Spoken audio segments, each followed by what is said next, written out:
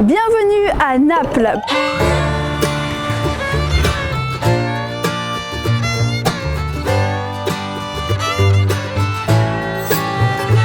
Bonjour à tous, c'est Claire, bienvenue sur ma chaîne. Aujourd'hui on se retrouve dans une nouvelle vidéo pour un nouvel épisode de ma série Manger que des trucs à 1 € et moins d'1 € pendant 24 heures. Aujourd'hui je me trouve en Italie, plus précisément dans la ville de Naples, et c'est ici que je vais essayer de relever ce défi. J'espère que je vais bien manger, beaucoup manger et me régaler. J'espère que je vais faire plein de super découvertes, que je vais pouvoir découvrir des spécialités italiennes que je ne connais pas et vous les partager. En tout cas, si la vidéo te plaît, n'oublie pas de me laisser un pouce en l'air, de t'abonner si ça n'est pas encore fait, et je te laisse avec la suite. C'est parti!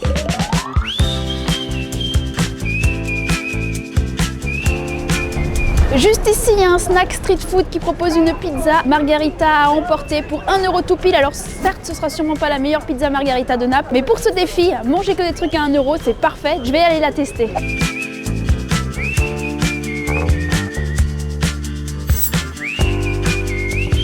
Thank you. Et regardez ce que j'ai trouvé pour 1 € tout pile dans une petite ruelle de Naples. C'est tout simplement une pizza margarita qui est repliée pour pouvoir la manger sous forme de street food. Voilà déplié à quoi ça ressemble. Il y a du bruit. Évidemment, on est en Italie, on est à Naples. C'est une pizza cuite au feu de bois, une véritable pizza. Alors c'est sûrement pas la meilleure pizza du monde, mais c'est une pizza à 1 € et pour 1 €, c'est déjà pas mal une pizza de cette taille. Allez, je goûte, bon appétit.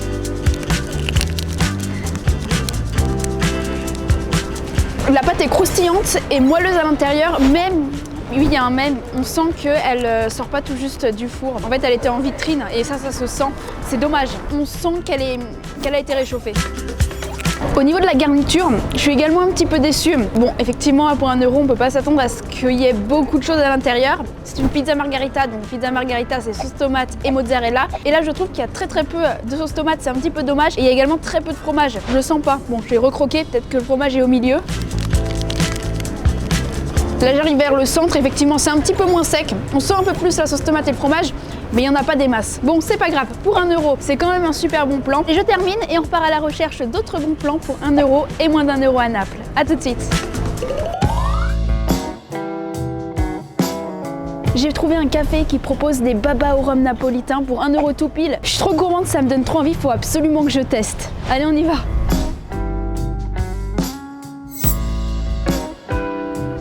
Il a l'air excellent, j'ai hâte de passer à la dégustation. Le baba au rhum, on en trouve énormément à Naples et pourtant c'est une spécialité française qui a été inventée en France. Est-ce que vous connaissez son histoire? Eh bien en fait ce sont des chefs français qui servaient la noblesse napolitaine qui ont rapporté le baba au rhum en Italie au XXe siècle et les Italiens ont tellement apprécié cette spécialité française qu'ils se la sont appropriée et désormais à Naples on trouve énormément de baba au rhum napolitain. Allez, je passe à la dégustation, bon appétit. Il a l'air très moelleux.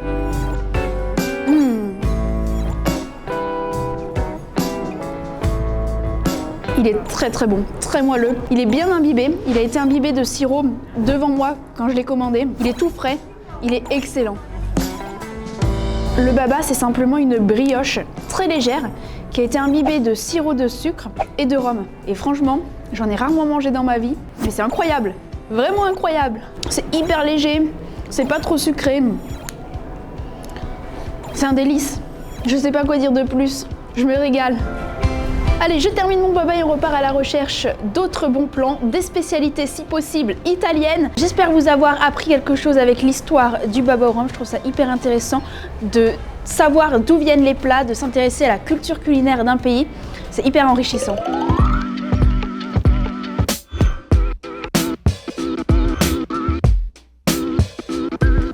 Ici, il propose une spécialité, ça s'appelle sfogliatella. C'est une spécialité italienne que j'ai jamais goûtée et ça me tente trop, ça me donne trop envie. Donc ça tombe bien, je vais goûter pour la première fois aujourd'hui.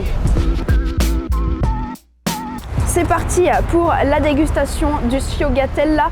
C'est en fait une viennoiserie italienne, c'est vraiment une spécialité d'ici à base de pâte feuilletée qui est remplie d'une crème et ça ressemble beaucoup à un coquillage. Je trouve la forme très belle. Allez, je croque et je vous dis ce qu'il y a dedans. Bon appétit. Je sais vraiment pas comment c'est préparé. Le feuilletage dans ce sens, c'est juste incroyable, ultra croustillant. On voit bien toutes les petites feuilles du feuilletage. Et je pense que vous l'avez entendu quand j'ai croqué. Bah, c'est ultra croustillant. C'est une crème à l'orange confite qui est à l'intérieur. Cette spécialité, je valide complètement. C'est ultra bon et je pense même que je vais m'en reprendre une à la fin de la journée si j'ai encore faim. Si un jour vous venez en Italie, il faut absolument tester le sfogliatella. Pour 1 €, c'est un méga bon plan. On peut pas passer à côté.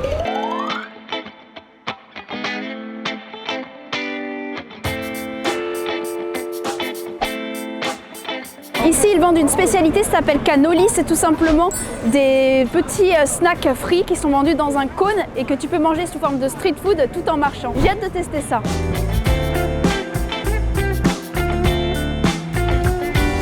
Allez, c'est parti, je vais tester cette spécialité. Pour 1 €, j'ai pu prendre 4 pièces de friture. J'ai pris un mix. Je vais goûter et je vais vous donner mon avis. Bon appétit. Je ne m'attendais pas à ça, c'est un beignet de pâtes. C'est tout simplement des pâtes qui ont été frites. C'est pas mal, franchement c'est bon. Ça je valide. On a ici quelque chose qui ressemble à un beignet. J'ai l'impression que c'est de l'aubergine ou de la courgette frite. Je goûte et je vous dis ça. C'est une lamelle d'aubergine frite, pas mal non plus. Ça, je pense que c'est à base de pommes de terre. Effectivement, c'est un beignet de pommes de terre. Pas mal. Et le dernier est énorme. Je sais pas ce que c'est, mais c'est très gros. Ça a l'air d'être un beignet sucré, donc je vais goûter. Je sais pas si c'est sucré ou salé.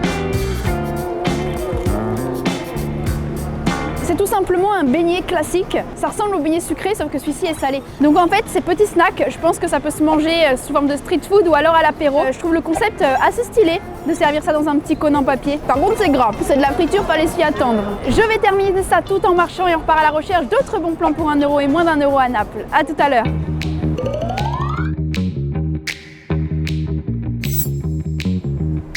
Derrière moi, ils vendent des arancini. Il y a des arancini bianco, donc des blancs au fromage, et il y a des arancini rosso, donc rouge à la sauce tomate. Je vais en prendre un. Parfait pour ce défi, ça coûte 1 € et c'est une spécialité italienne.